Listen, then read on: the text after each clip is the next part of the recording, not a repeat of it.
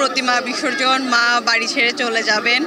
So এই সময়টা আমরা সবাই সিঁদুর খেলা করি মায়ের বিসর্জনটা দেওয়ার জন্য। সবাই আনন্দে মেতে উঠি। মা যেহেতু বাসায় আসেন, সেইভাবে আমরা মাকে যতদিন বাসায় থাকেন ওভাবে আনন্দে মেতে থাকি। আর বিসর্জনে মায়ায় আমরা ভেসে বেড়াই সবাই মিলে। এই আনন্দে আমরা সবাই মিলে সিঁদুর খেলা করে। মা যেন আগামী দিনগুলো আমাদের এভাবে সুন্দরভাবে আমাদের রক্ষা করে, সব কিছু থেকে সকল সমস্যা থেকে দূর করে, রোগ শোক সব কিছু দূর করতে পারে, এই আশায় আমরা মায়ের কাছে সবসময় রেখে থাকি।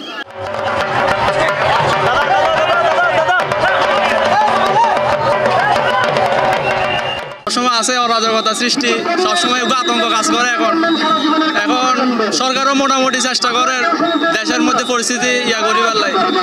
আর প্রশাসন যথেষ্ট চেষ্টা করছে এবছর আরো নিরাপত্তা দিবার লাই। খুবই খারাপ লাগছে, মা দুর্গার জন্য অনেক কষ্ট লাগছে। প্লাস আমরা এতদিন মজা করেছি, কবে যে এত দিনগুলো তাড়াতাড়ি চলে গেল এটা ভেবে অনেক খারাপ লাগছে। আমার চাওয়া পাওয়া হচ্ছে আমার সামনে আমি এইচএসসি পরীক্ষা দিব, আমি মা দুর্গার কাছে এটাই চেয়েছি যাতে আমি একটা ভালো রেজাল্ট করতে পারি।